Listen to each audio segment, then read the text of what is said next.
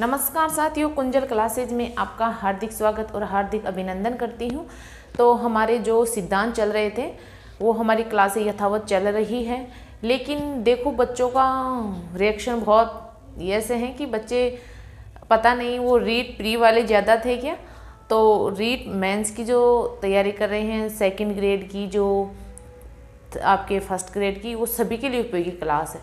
देखो क्लास आपको पूरी मिलेगी, बीच में छोड़ूंगी नहीं। ये नहीं है कि मैं 2 क्लासें करवा के छोड़ दूंगी, हम पूरा सिलेबस देखेंगे, शिक्षा मनोविज्ञान, है ना, पूरी साइकोलॉजी को करेंगे, क्योंकि बीच में छोड़ने से फिर एक बच्चों को धोखा देने के समान होता है। तो हम धोखा नहीं देंगे, हम जो पढ़ेंगे पूरा पढ़ेंगे और क्लियर और बिल्कुल कॉन्सेप्ट क्लियर करते हुए हर चीज़ को देखेंगे। तो आज हम सूझ और अंतर्दृष्टि का सिद्धांत, या फिर गेस्टाल्ट सिद्धांत, या समग्रवाद सिद्धांत, या पूर्णाकारवाद का सिद्धांत, इसको हम देखेंगे। इसके प्रवर्तक कौन है? मैक्स वर्दीमर, इसके प्रवर्तक वर्दीमर है और प्रयोगकर्ता कोहलर है। और कोहलर की बुक थी द मेंटेलिटी ऑफ एप्स, यानी चिंपैंजी की सोच। 1925 में इन्होंने ये बुक लिखी थी कोहलर ने, और सहयोग करता थे आपके कोपखा। इसकी बुक का नाम है दी ग्रोथ ऑफ माइंड। 1921 में इन्होंने ये बुक लिखी थी। तो बुक का नाम भी आपको याद रखना है क्योंकि ये इम्पोर्टेंट है ना। प्रयोग 1912 में वन मानुष पर किया था। अब देखो कई बुक किताबों में वन मानुष है, कईयों में सुल्तान है, कईयों में चिंपैंजी है ना। तो तीनों एक ही चीज है। ऑप्शन में तीनों नहीं आएंगे, तीनों में से एक ही आएगा, है ना। और केले लटकाए गए थे और केले इन्होंने चिंपांजी ने प्राप्त किए थे। कैसे किए?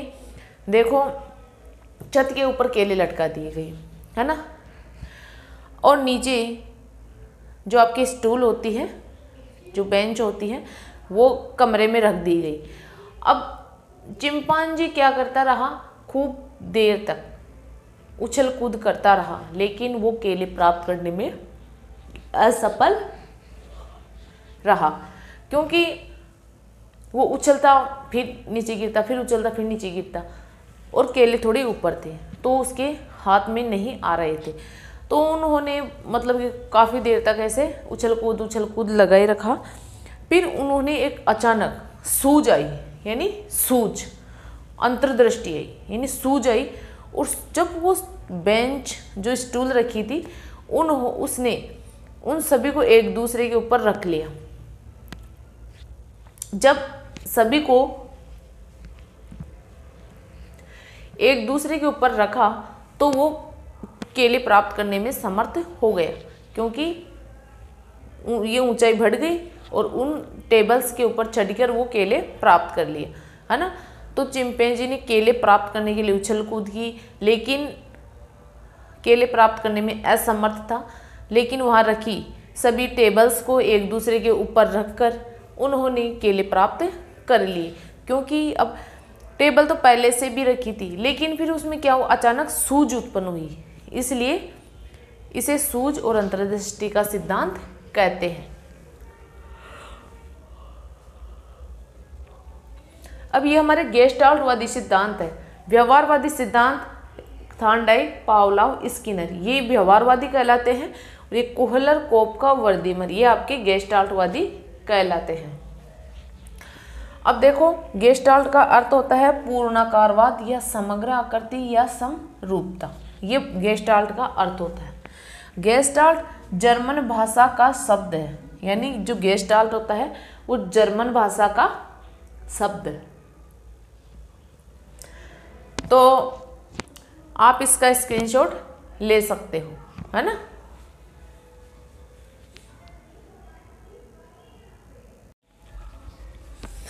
अब देखो प्रयोग का निष्कर्ष, क्योंकि क्या निष्कर्ष निकला इस सिद्धांत से, है ना। अब मैं आपको एक बात ये बताना चाहती हूँ कि आपको मेरे साथ रेगुलर जुड़े रहना है। अगर आप बीच में छोड़ोगे तो आप बिल्कुल ही अपने लक्ष्य को प्राप्त नहीं कर पाओगे, है ना। तो आपको बिल्कुल रेगुलर मेरे साथ जुड़े रहना है। आपको तभी आपको हर चीज़ समझ में आएगी। और मैं इतना दावा करती हूँ कि मैं आपको और बच्चों से पिछड़ने नहीं दूंगी, है ना। तो देखो निष्कर्ष कि सूझ व्यक्ति को अचानक आती है, क्योंकि सूझ जैसे सुल्तान चिंपैंजी को जो सूझ आई थी वो अचानक आई थी, क्योंकि जो बेंच रखी थी वो पहले भी रखी हुई थी, है ना, लेकिन वो उछल कूद काफ़ी देर तक करता रहा, फिर उसको अचानक से सूझ आई, तो सूझ अचानक से आती है। चिंपैंजी पर किए गए प्रयोग के द्वारा कोहलर ने निष्कर्ष निकाला कि सूझ से समस्या को हल किया जा सकता है। कि सूझ से अब उसके सामने क्या समस्या आ रही थी कि वो केले प्राप्त नहीं कर पा रहा था, ये उसके सामने समस्या थी। समस्या कि केले अधिक ऊंचाई होने पर प्राप्त नहीं कर पा रहा था, लेकिन अचानक सूझ उत्पन्न हुई और सूझ उत्पन्न होने पर उन्होंने एक दूसरी बेंच को एक दूसरे के ऊपर रखा और केले प्राप्त करने में वह सफल हो गया। तो सूझ से जो समस्या थी उसको हल करने में सक्सेस हो गया। गेस्टाल्ट में आकार के पूर्ण पर ध्यान दिया जाता है ना। ये क्वेश्चन कई बार बना हुआ है कि पूर्ण से अंश की ओर कौन सा सिद्धांत आधारित है, तो ये सूझ और अंतर्दृष्टि का सिद्धांत। तो इसमें आकार के पूर्ण पर ध्यान दिया जाता है। अनुभव बढ़ने के साथ सूझ बढ़ती है। जैसे जैसे व्यक्ति का अनुभव बढ़ता है वैसे वैसे सूझ बढ़ती है। अनुभव के साथ ही सूझ बढ़ती है। यह सूझ समस्या की उस परिस्थिति पर निर्भर करती है जिसमें व्यक्ति अपनी बुद्धि से कार्य करता है। यानी ये सूझ समस्या की उस परिस्थिति पर निर्भर करता है कि व्यक्ति अपनी बुद्धि का कितना प्रतिशत इस्तेमाल करता है, अपनी बुद्धि का कितना प्रयोग करता है। तो ये सूझ उसी पर डिपेंड करती है ना। तो आप इसका भी स्क्रीनशॉट ले लीजिए।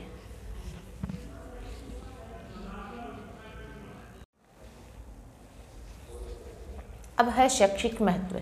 इस सिद्धांत का क्या शैक्षिक महत्व है हम देखेंगे। देखो, किशोर जिनकी बुद्धि का पूर्ण विकास हो जाता है वे सूझ और अंतर्दृष्टि से सीखते हैं।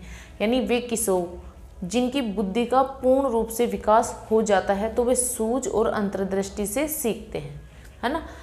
पाठ्यक्रम का निर्माण, जैसे हमारे जो स्कूलों में जो पाठ्यक्रम चलता है, कॉलेजों में पाठ्यक्रम चलता है, वो इसी सिद्धांत की देन है। यानी इसी के आधार पर ही पाठ्यक्रम का निर्माण किया जाता है।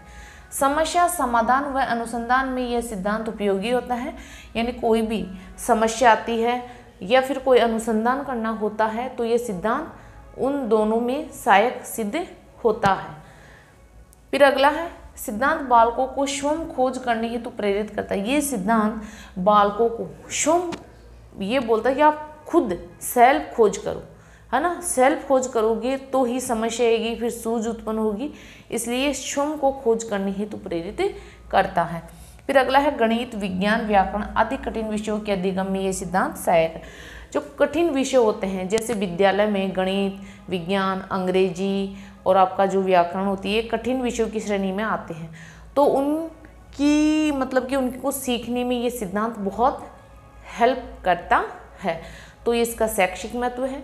प्रयोग में निष्कर्ष हमने देखा है और उसके बारे में हम जो डिटेल थी वो सब कुछ हमने इस सिद्धांत में पढ़ा है और ये इम्पोर्टेंट सिद्धांत भी है। तो आप मेरे साथ लगातार जुड़े रहिए, क्योंकि अब आपकी जो रीट की प्री की एग्ज़ाम हो 1-2 दिन में हो जाएगी। तो आपको रेगुलरिटी बनानी है। ये नहीं करना है कि हाँ हम नहीं देखेंगे। जो बच्चे एग्ज़ाम दे रहे हैं वो बहुत अच्छी बात है, आप आराम से और एग्ज़ाम देना। मेरी शुभकामनाएं आपके साथ है कि आप अच्छा प्रदर्शन करो और 60% हर बंदे को मिले। हर बंदा जो मेहनत और शिद्दत से एग्ज़ाम दे रहा है तो भगवान उसको उसकी मेहनत का फल ज़रूर दे। तो आप इसका स्क्रीनशॉट ले लीजिए और मिलते हैं अगली क्लास में। जय हिंद, जय भारत।